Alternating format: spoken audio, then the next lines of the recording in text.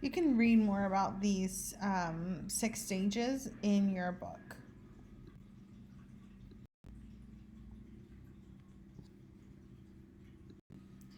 Information processing theory really kind of pushed out some of Piaget's original thinking. However, interestingly, you can see here it was modeled on computer functioning. If you know anything about a computer, computers built on zeros and ones. Everything is black and white. There's no gray area. And we know humans don't function that way. We do have some gray area, whether we're acting on a gut instinct or we're acting on personal experience that we've had, experience expectant, experience dependent, whatever situation. We've kind of all come from a different experience and background, so I can't predict how you're going to respond to something based on information processing theory or based on my own history, because we've had different experiences to get to the point where we are now. I think your book talks about this mobile kicking research. Basically, they're realizing that babies have memory very early on.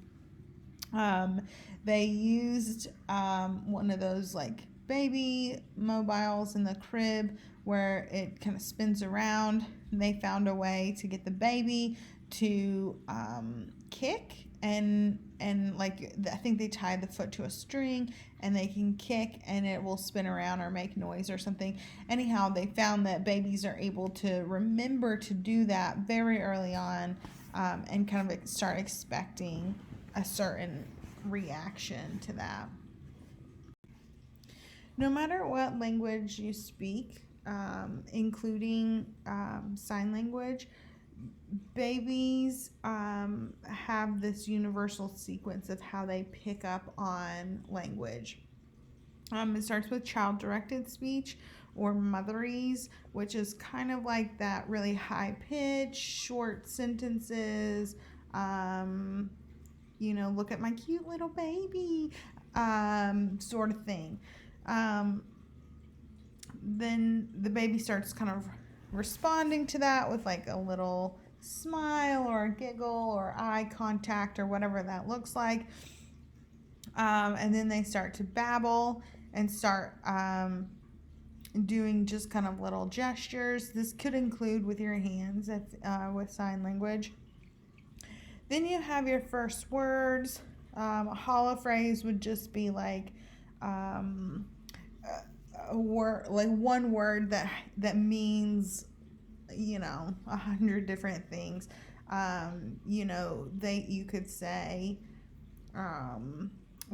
like ba could mean where's my bottle, I'm thirsty. It's just one teeny word that has a bigger meaning.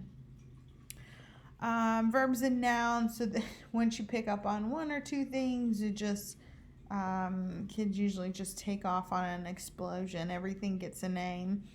And then they start to put words together. MLU is a mean length of utterance. The higher mean length of utterance that you have, the higher your language proficiency. This language spur is called the naming explosion because many early words are names of people and things. There are a lot of theories about naming explosion. Some languages are more verb friendly than others. Social context may provide interactions with specific objects and responses to people. This is an interesting set of kind of line of studies here. B.F. Skinner, we've already discussed, was a behaviorist, so he looks at behavior and noticed that spontaneous babbling is reinforced. All that means is kid babbles, blah blah blah blah blah, whatever it's saying, and even if it's gibberish, usually is at this point. But the parent or caregiver or older sibling or whomever is responding to them. and giving them attention. And babies are essentially learning kind of the main tenets of social interaction, and language and talking and things. So basically, you have here in this study from 2001, infants of highly responsive mothers. So baby babbles, mom responds. Whether that's with more babbling or with, oh, you're the cutest, or, what can I help you with, or whatever whatever their situation is. By almost 19 months, 100% of these babies whose parents were highly responsive knew at least 50 words. It took until 21 months for just 50% of babies who have less responsive mothers to know at least 50 words. So there is some benefit to talking back to your child, or any child really, just talking back to the kids, and kind of interacting with them. It helps them learn so much faster.